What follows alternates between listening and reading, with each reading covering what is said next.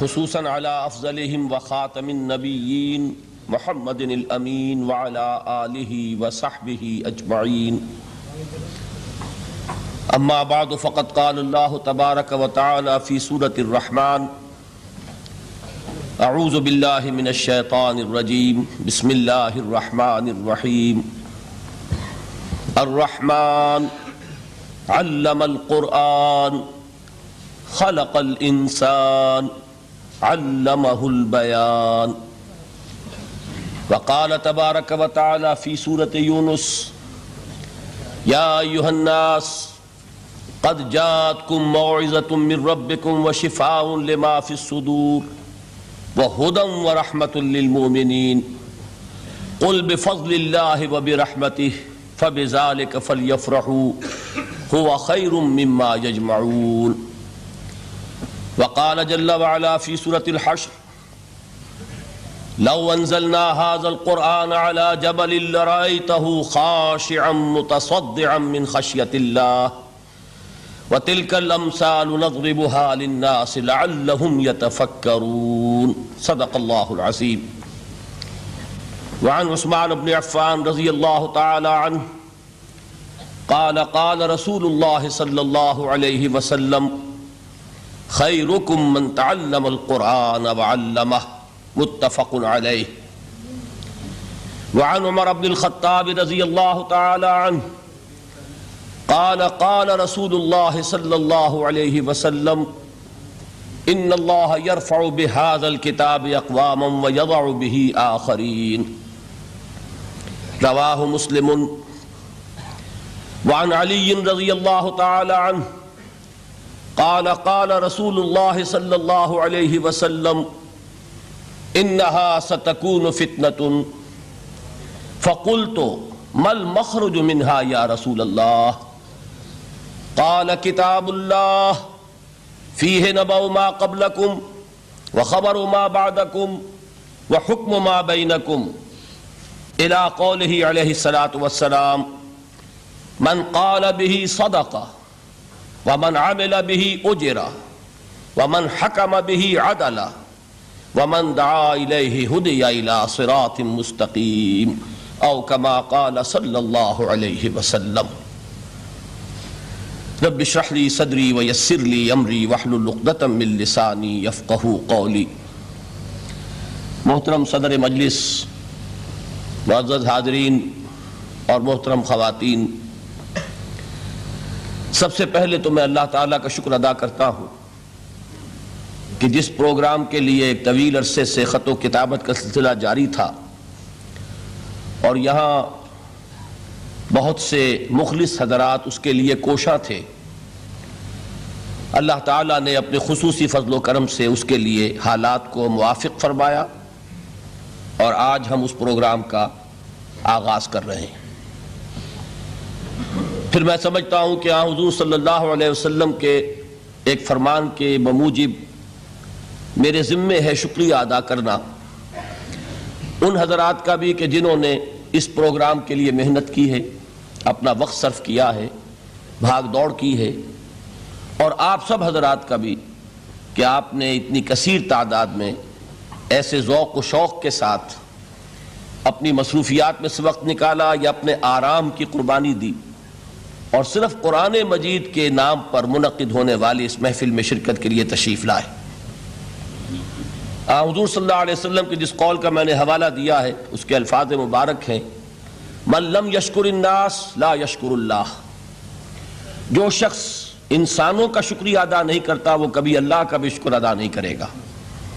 تو میں یہ سمجھتا ہوں کہ چونکہ میرا ایک مشن ہے، میں ایک مقصد کے لیے اپنی زندگی وقف کر چکا ہوں، اس میں جو کوئی بھی تعاون کر رہا ہے، جیسے کہ نظام الدین صاحب نے فرمایا کہ اگر میرا یہاں حاضر ہو کر قرآن مجید کے بارے میں کچھ عرض کرنا یہ دین کی ایک خدمت ہے، تو آپ کا یہاں تشریف لانا بھی دین کی ایک خدمت ہے.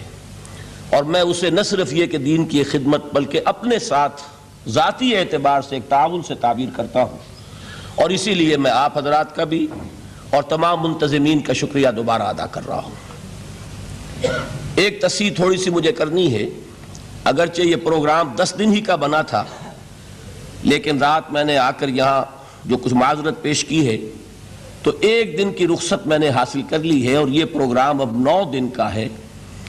اللہ تعالیٰ اس کو پورا کروا دے، اس لیے کہ اصل میں کچھ غلطی ہماری ایسی ہوئی ہے کہ تابڑ توڑ پروگرام بن گئے۔ اکتوبر میں 20 دن میں سعودی عرب میں گزار کر گیا، اس میں بھی بہت ہیوی پروگرام رہا۔ پھر نومبر کے 2 ہفتے میں نے ہندوستان میں لگائے ہیں، 1 ہفتہ دہلی میں اور 1 ہفتہ حیدرآباد دکن میں۔ وہاں سے ابھی آیا ہی تھا کہ یہاں حاضری ہو گئی ہے، تو گلے پر اس کا اثر ہے مسلسل تقاریر کے باعث، اور بہت شدید تکلیف میں رات تھا، لیکن اللہ کے فضل سے اس وقت کچھ بہتر ہوں۔ تو آپ دعا کریں کہ اللہ تعالیٰ اس پروگرام کو جیسا کہ ارادہ ہے پایہ تکمیل تک پہنچانے کی ہمت عطا فرمائے۔ آج کی میری گفتگو در حقیقت اس 9 روزہ پروگرام کے لیے بطور تمہید ہے، چونکہ یہ 9 دن ہمیں قرآن مجید کے کچھ مقامات کا مطالعہ کرنا ہے ایک منطقی ترتیب کے ساتھ، لہذا آج کے لیے مجھے جو موضوع دیا گیا وہ عظمت قرآن ہے۔ عظمت قرآن کے ضمن میں اس کے کچھ پہلو تو وہ ہیں کہ جن کا اقرار اور اعتراف غیر مسلموں کو بھی ہے، اور کچھ پہلو وہ ہیں کہ جن کا ادراک اور جن کا شعور صرف صاحب ایمان ہی کو حاصل ہو سکتا ہے۔ تو میں سب سے پہلے وہ پہلو بیان کروں گا کہ جس کا اعتراف غیر مسلموں نے کیا اور ڈنکے کی چوٹ کیا۔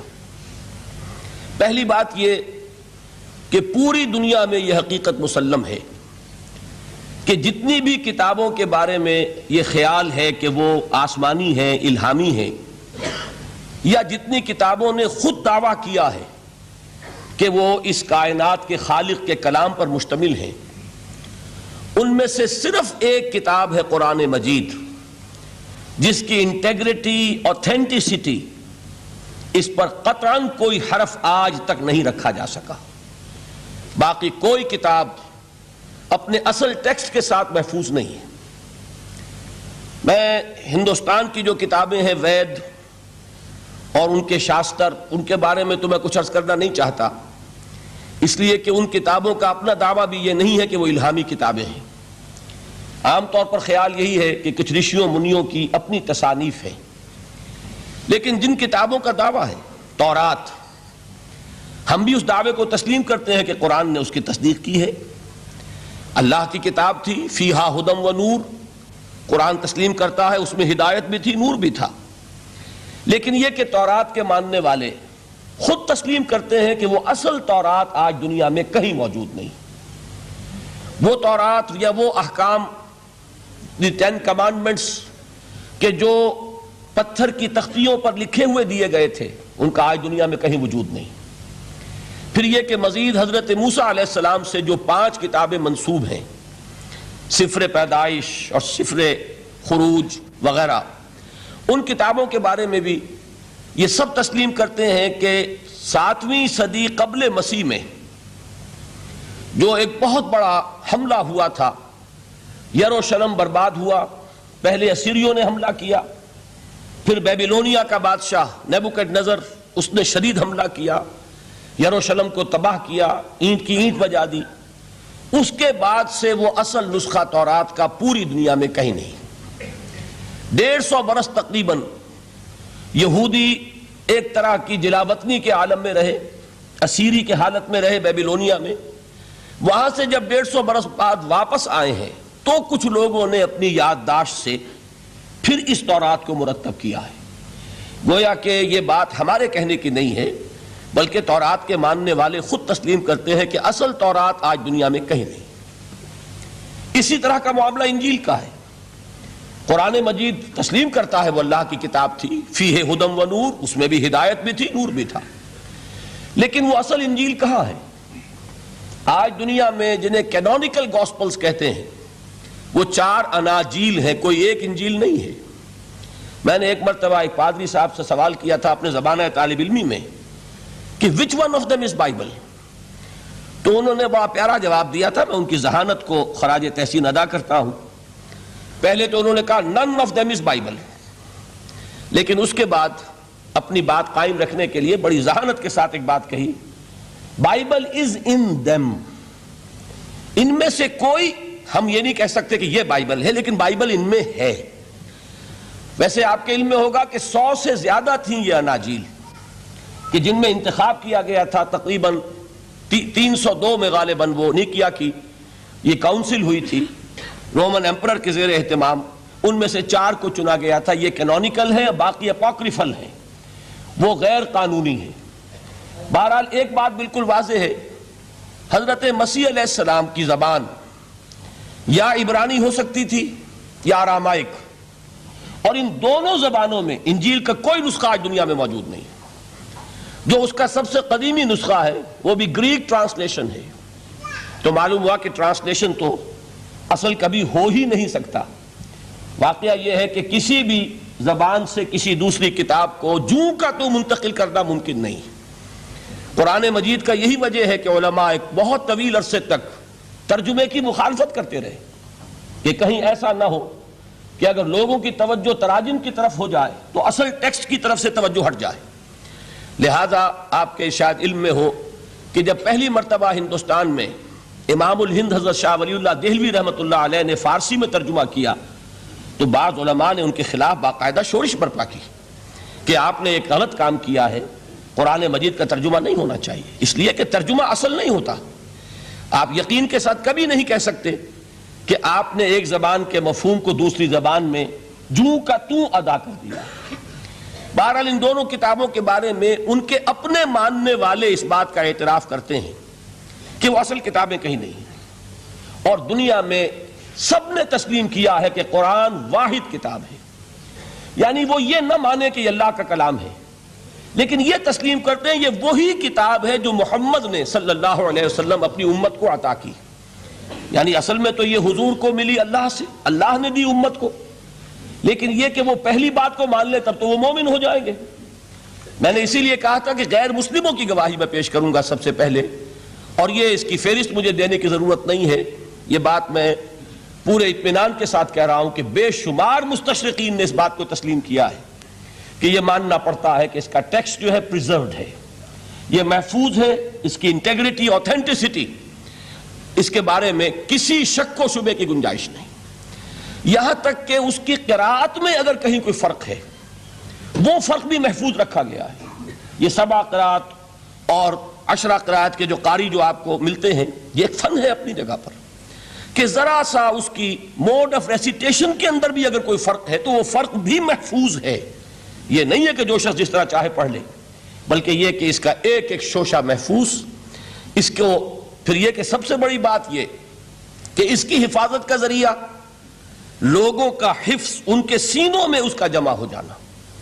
خود نبی اکرم صلی اللہ علیہ وسلم سے اللہ تعالیٰ نے فرمایا تھا کہ لا تحرک بہ لسانک لتعجل بہ ان علینا جمعہ وقرآنہ فاذا قرأناہ فاتبع قرآنہ ثم ان علینا بیانہ۔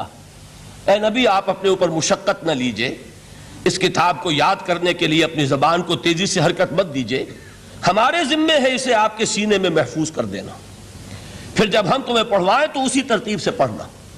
تو یہ قرآن مجید کا جمع کیا جانا، یہ ہمیں معلوم ہے کہ یہ 22 برس کے عرصے میں نازل ہوا، نجمن نجمن، تھوڑا تھوڑا کر کے، لیکن اس کو جمع کرنے کا کام بھی خود اللہ نے اپنے ذمے لیا تھا۔ ان علینا جمعہ وقرآنہ۔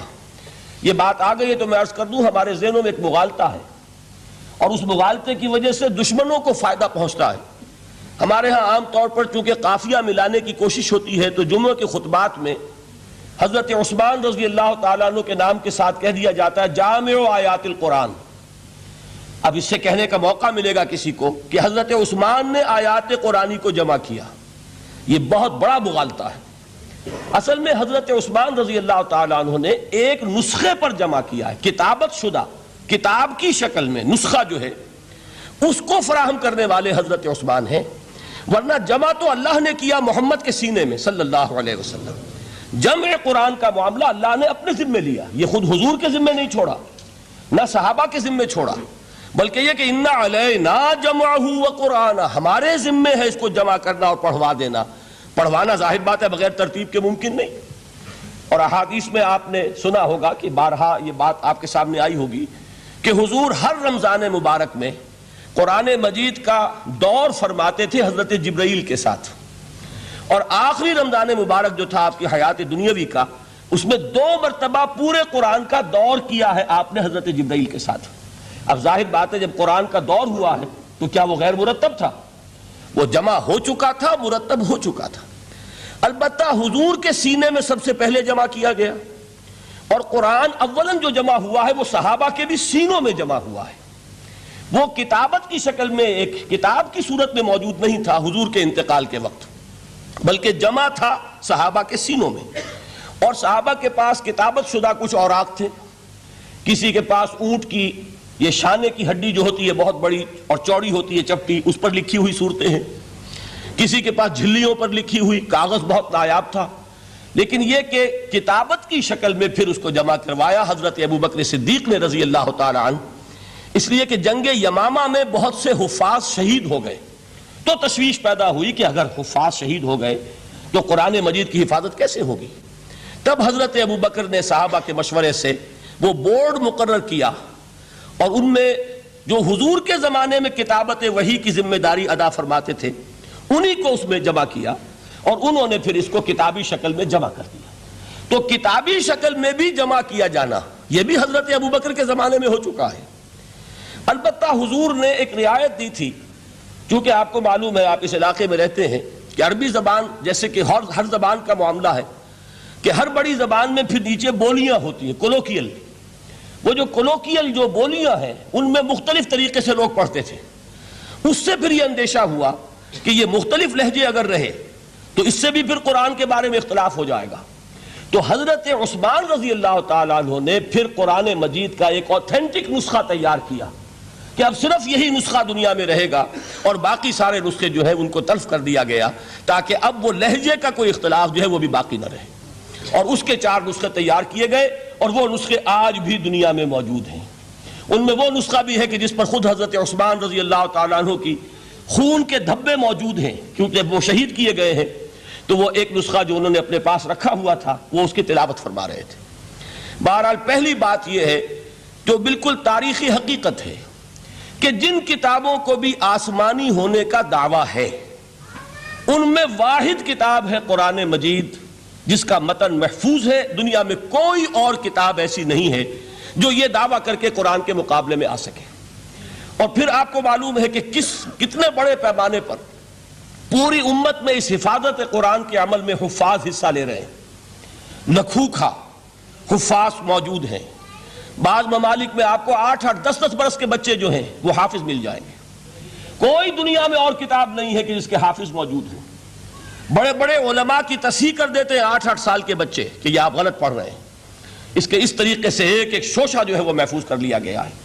تو یہ بات جو ہے یہ قرآن مجید کی عظمت اور فضیلت کے ضمن میں پہلی حقیقت ہے کہ جسے ہمیں سامنے رکھنا چاہیے، اور اس حقیقت کے ادراک و شعور کے لیے قرآن پر ایمان لازم نہیں ہے، بلکہ یہ وہ بات ہے کہ جس کا اعتراف ہر شخص کرے گا، خواہ وہ قرآن کو اللہ کا کلام مانتا ہو یا نہ مانتا ہو۔ دوسری بات قرآن مجید کی عظمت کے ضمن میں یہ ہے، اور وہ اس پہلو سے پوری دنیا کو ماننی پڑے گی، اور واقعہ یہ ہے کہ جو ان میں اصحاب دانش و بینش ہیں وہ مانتے ہیں کہ محمد الرسول اللہ صلی اللہ علیہ وسلم کا تعلق کسی پری ہسٹورک ایرا سے نہیں۔ حضور کل 1400 برس پہلے کی شخصیت ہیں۔ تاریخ کا یوں سمجھیے کہ نصف النہار، the very midday of history, کہ کوئی چیز بھی ان کی پردہ اخفاء میں نہیں ہے۔ اور حضور صلی اللہ علیہ وسلم کی یہ بات ہر شخص مانے گا کہ آپ نے تاریخ انسانی کا ایک عظیم ترین انقلاب برپا کیا۔ اس دور میں آپ کے علم میں ہوگا ابھی کچھ 6-7 سال پہلے امریکہ میں ایک کتاب شائع ہوئی دی 100۔ ڈاکٹر مائیکل ہارٹ اس کے مصنف ہیں۔ مشاہیر عالم کے موضوع پر اس سے پہلے بھی دنیا میں بہت کتابیں لکھی گئیں، بڑے انسان، بڑی شخصیتیں، ان کے چھوٹے چھوٹے لائف سکیچ۔ لیکن یہ کہ یہ کتاب اس اعتبار سے بڑی یونیک ہے، منفرد ہے، کہ انہوں نے 100 افراد کا انتخاب کیا، پوری انسانی تاریخ کی عظیم ترین 100 شخصیتیں، پھر ان میں گریڈیشن کی، ان میں ایک درجہ بندی قائم کی یہ 100 تو ہے عظیم ترین پوری نوع انسانی میں، ان میں عظیم ترین کون ہے، پھر نمبر 2 کون ہے، پھر نمبر 3 کون ہے؟ یہی وجہ ہے کہ انہوں نے تاریخی اعتبار سے مرتب نہیں کیا، کرونالوجیکل آرڈر میں نہیں، بلکہ اس ترتیب سے کہ جو عظیم ترین انسان ہے اس کے نزدیک نمبر 1 پر اس کو لائے، پھر نمبر 2 پر جو ان کے بعد ہے۔ اور آپ کے علم میں یہ بات ہوگی کہ وہ ڈاکٹر مائیکل ہارٹ دی 100 میں نمبر 1 پر لائے محمد الرسول اللہ صلی اللہ علیہ وسلم، اور انہوں نے یہ کہا کہ بہت سے لوگ میری اس تصنیف میں نمبر 1 پر محمد کا ذکر دیکھ کر صلی اللہ علیہ وسلم حیران ہوں گے، اس لیے کہ ظاہر ہے وہ مسلمان نہیں ہیں، وہ تو عیسائی ہیں، تاحال بھی عیسائی ہیں۔ انہوں نے کہا کہ اس میں مجھے لازماً I owe an explanation، مجھے اس کی وضاحت کرنی پڑے گی، اور اس کی جو دلیل اس نے دی ہے وہ اس شخص کی ذہانت کی بہت بڑی عکاسی کرنے والی شے ہے۔ کہتے ہیں this is because he is the only person، یہ the only کو انڈرلائن کر لیجئے اپنے ذہن میں، واحد شخصیت ہے پوری نسل انسانی کی، supremely successful in both the religious and the secular fields، کہ زندگی کے یہ 2 خانے جو آج کے انسان نے اپنے ذہن میں قائم کر لیے ہیں، ایک خانے کو وہ کہتے ہیں یہ مذہبی خانہ، یہ انفرادی ہے، عقائد ہیں، عبادات ہیں، کچھ سوشل کسٹمز ہیں، اگر کوئی فوت ہو جائے گا تو کیا کریں گے، اسے دفن کریں گے، جلائیں گے، کیا کریں گے، پیدائش ہے اسے سیلیبریٹ کس طرح کریں گے، یہ سوشل کسٹمز ہیں۔ تو دنیا میں یہ مانا جاتا ہے کہ یہ تو ہے ریلیجس اور پرائیویٹ افیئر ہے زندگی کا، اور ایک ہے سیاست، معیشت، تمدن، قانون، عدالت، سیاسی نظام، معاشی نظام وغیرہ، یہ سیکولر فیلڈ ہے، اس میں کسی مذہب کی بات نہیں ہونی چاہیے، بلکہ یہ کہ جو بھی کسی ملک کے رہنے والوں کی اکثریت کی رائے ہو اس کے مطابق کام چلنا چاہیے۔ یہ ان کا ذہن ہے، ہمارا نہیں، معاذ اللہ۔ اسلام کے نزدیک انسانی زندگی انڈیویزیبل ہے، ناقابل تقسیم وحدت ہے، یہ ایک آرگینک ہول ہے، حیاتیاتی اکائی ہے جس کو تقسیم نہیں کیا جا سکتا۔ لیکن جدید ذہن کا تصور یہی ہے۔ اس تصور کے پس منظر میں دیکھیے کہ جو سب سے بڑی تحسین ہو سکتی تھی اور جو سب سے زیادہ ٹریبیوٹ پیش کرنے کا انداز ہو سکتا تھا وہ شخص نے پیش کر دیا حضور کو، کہ دونوں میدانوں میں بیک وقت انتہائی کامیاب انسان پوری تاریخ میں صرف ایک ہے، اور وہ محمد ہے صلی اللہ علیہ وسلم۔ اس لیے کہ جتنی بڑی شخصیتیں اور نظر آتی ہیں وہ یک رخی ہیں، یا ادھر عظیم ہیں یا ادھر عظیم ہیں۔ جو ادھر عظمت کی حامل ہیں دین میں، مذہب میں، اخلاق میں، روحانیت میں، جیسے حضرت مسیح خود یا گوتم بدھ، ان کا سیاست میں اس میں کوئی دخل نہیں، کوئی انقلاب برپا نہیں کیا، کوئی نئی حکومت قائم نہیں کی، تو وہاں انہیں 0 دینا پڑتا ہے۔ اور اس کے برعکس سکندر اعظم ہے، اٹیلا ہے، چنگیز ہے، ہٹلر کو بھی چاہے تو شامل کر لیں، جس کی فتوحات جو ہے وہ جنگل کی آگ کی طرح پھیلی ہیں، کوئی مشرق سے مغرب تک پہنچ گیا، کوئی مغرب سے مشرق تک چلا آیا۔ ہٹلر کہاں آپ کو سکندر اعظم کہاں سے چلا، مقدونیہ سے اور دریائے بیاس تک پہنچا ہے، اور ادھر سے چنگیز ادھر سے گیا وہاں تک پہنچا ہے۔ اٹیلا جو ہے سینٹرل ایشیا سے اور یورپ کے میدانوں تک پہنچا ہے۔ لیکن مذہب اور اخلاق کے میدان میں انہیں صرف 0 دینے سے کام نہیں چلتا، کوئی مائنس ویلیو معین کرنی پڑتی ہے۔ یہ ہے دنیا کی عظیم ترین شخصیتوں کا حال۔ ایک شخصیت ایسی ہے محمد کی صلی اللہ علیہ وسلم کہ ان کے بارے میں یہ کہنا مشکل ہو جائے گا کہ ان کی زیادہ عظمت جو ہے وہ مذہبی میدان میں ہے یا زیادہ عظمت جو ہے وہ سیاسی اور ملکی میدان میں ہے۔ ایک نئی تہذیب، ایک نیا تمدن، ایک نیا طرز حکومت، ایک نیا نظام معیشت، ایک نیا سماجی اور معاشرتی نظام، ایک نیا قانون فوجداری، ایک نیا قانون دیوانی، زندگی کے ہر اعتبار سے ایک انقلاب برپا کیا ہے۔ یہ ہے محمد الرسول اللہ کا وہ کارنامہ جس کو کہ غیر مسلم بھی تسلیم کرنے پر مجبور ہے۔ چنانچہ شاید آپ نے نام سنا ہو، ہندوستان نے جو بڑے بڑے انقلابی پیدا کیے اس صدی میں، ان میں ایک ایم این رائے، جو کمیونسٹ انٹرنیشنل، جو باسکو میں یوں سمجھیے کہ پوری دنیا میں اشتراکی تحریکوں کو کنٹرول کرنے والا ادارہ، یہ شخص اس کا بہت اہم کارکن رہا ہے، ایم این رائے۔ اس نے ایک کتاب لکھی دی ہسٹوریکل رول آف اسلام، اور وہ تسلیم کرتا ہے کہ تاریخ انسانی میں عظیم ترین انقلاب وہ ہے جو محمد نے برپا کیا صلی اللہ علیہ وسلم۔ تو یہ چیز دوسری ہے کہ جس کو ماننا پڑتا ہے۔ لیکن آپ حیران ہوں گے کہ یہ سیرت کا جلسہ تو نہیں تھا، میں قرآن کی عظمت بیان کر رہا تھا۔ یہاں اب اصل میں جس چیز کی طرف آپ کی توجہ دلانی مقصود ہے وہ یہ ہے کہ کہ اس عظیم ترین انقلاب کے لیے حضور کا اعلی انقلاب قرآن تھا، اتر کر حرا سے سوئے قوم آیا اور ایک نسخہ کیمیا ساتھ لایا۔ اس قرآن کے ذریعے ذہن بدلے، لوگوں کی سوچ بدلی، عقائد بدلے، نقطہ نظر بدلا، ان کا ویلیو سٹرکچر تبدیل ہو گیا۔ پہلے زندگی عزیز ترین متاع شمار ہوتی تھی، اب موت سب سے بڑھ کر خوش آئند ہے، شہادت ہے مطلوب و مقصود مومن، نہ مال غنیمت نہ کشور کشائی۔ یہ انقلاب یہ در حقیقت کس کے ذریعے سے ہوا ہے؟ سورہ فرقان میں اللہ تعالیٰ نے ارشاد فرمایا حضور سے، فَلَا تُطِعِ الْكَافِرِينَ وَجَاهِدْهُمْ بِهِ جِهَادًا كَبِيرًا۔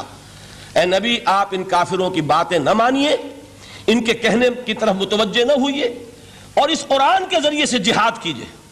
جیسے کہ ابھی آپ کو بتایا نظام الدین صاحب نے، اصل انقلاب جو محمد نے برپا کیا صلی اللہ علیہ وسلم وہ تلوار کے ذریعے نہیں ہے، تلوار کے ذریعے انقلاب کی تکمیل ہوئی ہے۔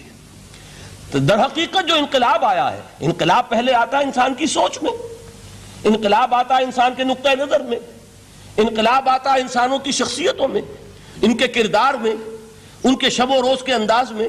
یہ انقلاب کون سی تلوار سے آیا؟ محمد تو تنہا تھے صلی اللہ علیہ وسلم، ایک فرد واحد سے دعوت کا آغاز فرمایا۔ یہ قرآن تھا در حقیقت، یہی سب سے بڑی تلوار ہے محمد الرسول اللہ صلی اللہ علیہ وسلم کی۔ اس سے ذہنوں کو بدلا ہے، عقائد بدل دیے ہیں، نظریات بدل دیے ہیں، اسی سے لوگوں کا تزکیہ کیا ہے، اسی کو ان کے اندر اتارا ہے۔ یہ در حقیقت میں علامہ اقبال کا وہ شعر میرے سامنے آ رہا ہے، چوں بجاں در رفت جاں دیگر شبد۔ عظمت قرآن کے ذکر میں فرماتے ہیں جب یہ قرآن کسی کے اندر اتر جاتا ہے اس کے اندر انقلاب آ جاتا ہے۔ ہی از اے چینج پرسن، اس کی سوچ بدل گئی، نقطہ نظر بدل گیا۔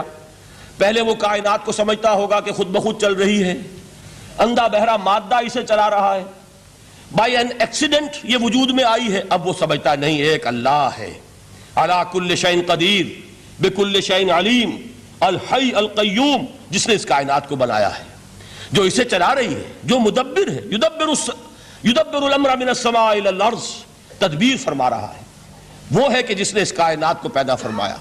پھر یہ کہ پہلے وہ سمجھتا ہو کہ میری زندگی کیا ہے، وہی جو کہ شہنشاہ ظفر نے کہا تھا کہ عمر حیات مانگ کے لائے تھے 4 دن، بہادر شاہ ظفر آخری تاجدار خاندان مغلیہ کا، کہ عمر دراز مانگ کے لائے تھے 4 دن، 2 آرزو میں کٹ گئے 2 انتظار میں۔ کل زندگی کیا ہے؟ یہ 30 40 50 60 70 برس۔ قرآن نے بتایا نہیں، اور جو ترجمانی کی اقبال نے، تو اسے پیمانہ امروز و فردا سے نہ ناپ، جاویداں پہم دواں ہر دم جواں ہے زندگی۔ یہ تو ایک ابدی سلسلہ ہے، اس کے لیے کوئی اختتام ہے ہی نہیں۔ یہ موت جو ہے یہ دی اینڈ نہیں ہے، موت ایک زندگی کا وقفہ ہے، یعنی آگے چلیں گے دم لے کر۔ یہ انقلاب ہے انسان کے فکر کا اور سوچ کا۔ اس انقلاب کے نتیجے میں وہ جماعت تیار ہوئی صحابہ کرام کی، ڈیڈیکیٹڈ، کمیٹڈ، جو آخرت کے طالب تھے، جو اللہ کے عاشق، محمد کے دیوانے صلی اللہ علیہ وسلم، تن من دھن قربان کرنے کے لیے تیار۔ حضور کے چشم ابرو کی جنبش جو ہے وہ ان کے لیے گویا کہ ایک حکم کے درجے میں ہے، جس کی کہ لازماً تعمیل ہوگی۔ اور انہوں نے اپنی گردنیں کٹوا دی، اپنے گھر اجڑوا دیے، اپنا دنیا کا جو بھی کچھ اثاثہ تھا وہ قربان کر دیا، نشاور کر دیا، تب کہیں جا کر انقلاب آیا۔ اور یہ شخصیتیں جو تیار ہوئیں تو ان کے تیار کرنے میں ذریعہ کیا ہے؟ قرآن۔ یہی وجہ دیکھیے، نوٹ کیجئے، اسی بات کو دوسرے پیرائے میں عرض کر رہا ہوں کہ تاریخ انبیاء کے ضمن میں بھی ایک بڑی عجیب حقیقت سامنے آئے گی۔ حضرت موسیٰ علیہ السلام کے معجزات 2 بہت مشہور ہیں، عصائے موسیٰ اور ید بیضاء۔ ویسے قرآن مجید نے 7 مزید گنوائے ہیں، 9 آیات بینات، 9 بڑے کھلے کھلے معجزے جو فرعون اور آل فرعون کو دکھائے گئے۔ پھر آپ کو معلوم ہے کہ اسی عصا کی ضرب سے سمندر کا پھٹ جانا، اسی عصا کی ضرب سے ایک چٹان سے 12 چشموں کا پھوٹ بہنا، اور پھر یہ کہ من و سلوہ کا نزول ہے، اور غمام ہے صحرا کے اندر جہاں کوئی چیز سائے کے لیے نہیں ہے، ان کے اوپر ابر کا سایہ کیا جا رہا ہے۔ یہ سارے معجزے آپ کو نظر آ رہے ہیں۔ اسی طریقے سے حضرت مسیح علیہ السلام، کیسے کیسے معجزے۔ مردہ کو کہا قم باذن اللہ، اور کھڑا ہو گیا۔ گارے سے بنایا ایک پرندے کی شکل اور اس میں پھونک ماری اور اڑتا ہوا پرندہ ہو گیا۔ یعنی یہ کہ احیاء موتا اور خلق حیات یہ آخری معجزے ہو سکتے ہیں، اس لیے کہ یہ خالص اللہ تعالیٰ کے افعال ہیں۔ لیکن ذرا اس کانٹیکسٹ میں دیکھیے محمد کا معجزہ کیا ہے صلی اللہ علیہ وسلم۔ قرآن مجید جن لوگوں نے پڑھا ہے اور سمجھ کر پڑھا ہے، ترجموں سے پڑھا ہے یا ویسے وہ عرب